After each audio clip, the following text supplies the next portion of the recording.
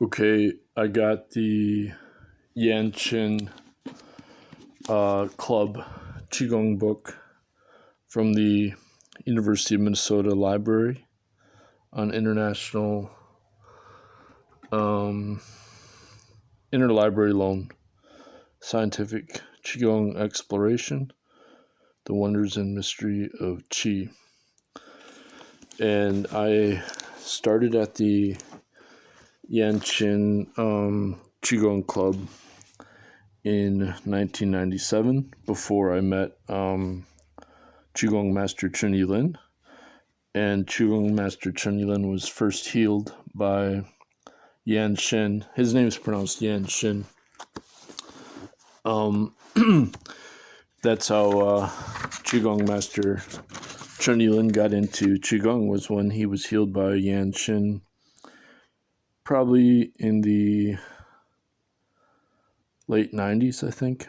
Now, what's interesting is that they used the highest level of science in China to test Qigong Master Yan Shin. And what's really fascinating is they detected gamma ray activation and also neutron activation from Yan Shin, but they could not detect it from any other Qigong master that they tested.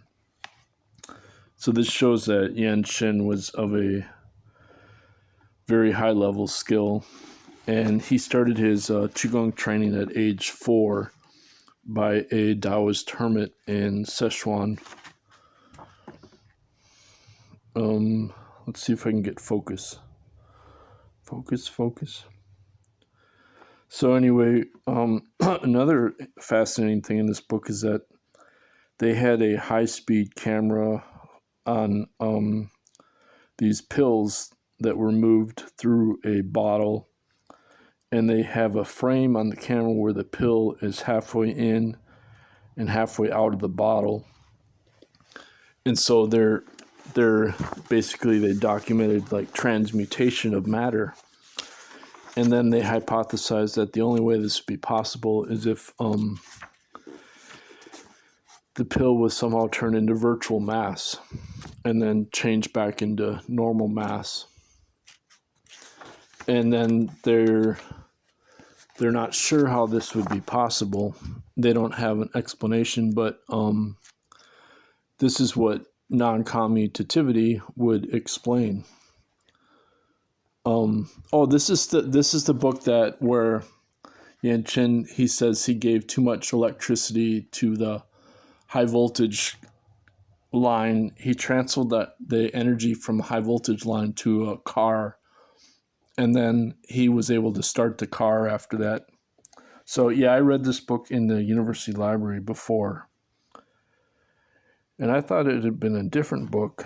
And the other book that I thought it was, I have that book. I had that book as a PDF on my computer, but I no longer have it on my computer, and I can no longer find it. It's really rare to find. But anyway, this book does have stories from Yan Shin himself describing his experiences. And so the other thing is that for them to detect gamma radiation, they said it would require creating 1 million electron volts. And so obviously that's like really high voltage. And then he also was able to change the radiation decay rate, the radioactive decay rate. And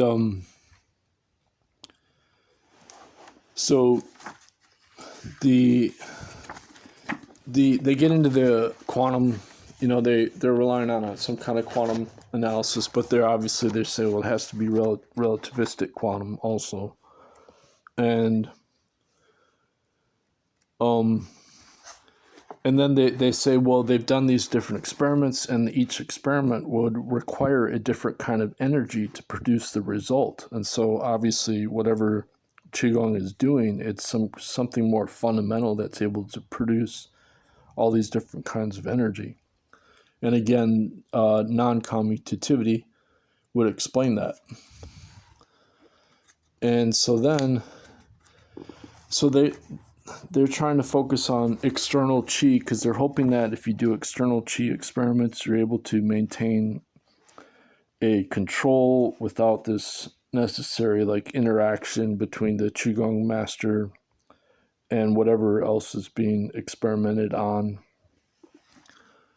And so that's similar to the external chi experiment that Chun Yilin did with the Mayo Clinic Dr. Ann Vincent. And she tested the chronic pain of people who had had chronic pain for over 5 years that Western medicine had not been able to treat. And so the Qigong treated it. They did a control group that just simulated Qigong but didn't actually do any healing. And then so there was a difference between the control group and then the Qi healing was called, the results were called especially impressive by Dr. Ann Vincent of the Mayo Clinic, because since the Western medicine had not worked, but the Qigong did work. And then after they stopped the Qigong treatment, then the pain did come back, you know. So some people try to dismiss the results for that reason, but they'd only basically got like a sample healing because they were healing a whole big group of people. At any rate, so anyway, that's pretty much all I have to say. What happened is the government ended up cracking down on Qigong because Yan Qin was healing big groups of people, and then the Falun Gong started challenging the government. But it does say in here that Yan Qin went to the United States. He went to the White House several times to see President Bush Sr. So this was in the early 90s, like 91, which is around when they were doing these experiments. And also the CIA was studying Yan Qin. So it makes sense that President Bush, being the former director of the CIA, that he would have Yan Qin come to the White House, you know, more than once.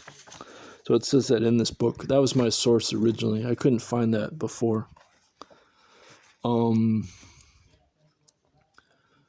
So that's pretty much what I want to get out there. Oh, that was in the appendix. More appendix. But the science in here is perfectly good science. But of course, the materialistic, you know, like low-level scientists, they freaked out in the U.S. because, they even talked about Master Haidong, who did not sleep for over 60 years. Master Haidong, who did not sleep for over 60 years. And they talk about one of the students of Yan Qin.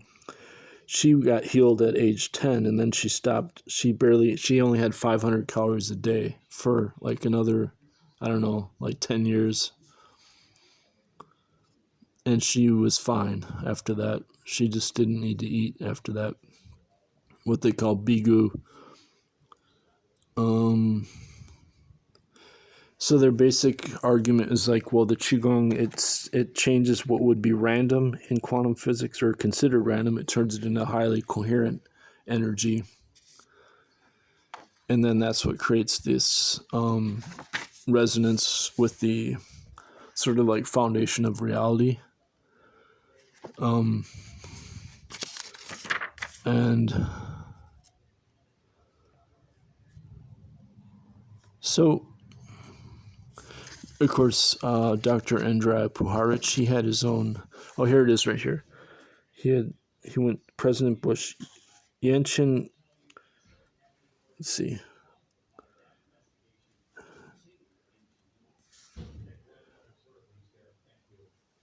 At the White House a number of times. He has been received by former President Bush at the White House and other places for a number of times and described by President Bush as a contemporary sage.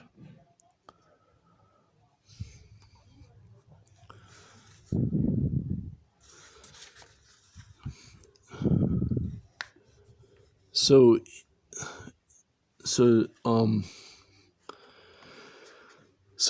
Yan Shen, he was just a particularly outstanding Qigong master. And then Trinity Lin actually said to me, well, I think he told me where he thought Yan Shen was living now. And I couldn't believe it. But I still haven't seen any evidence for that. So we don't know what happened to Yan Shen. He was called a national treasure of China, which means the government basically can control him. So anyway, this is a really, really fascinating book, because first they go through the experiments, but then they discuss them.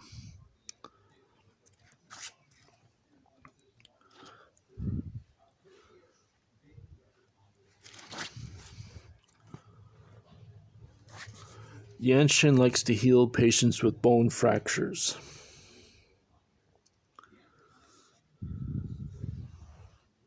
He says Qigong therapy is often regarded as psychological treatment.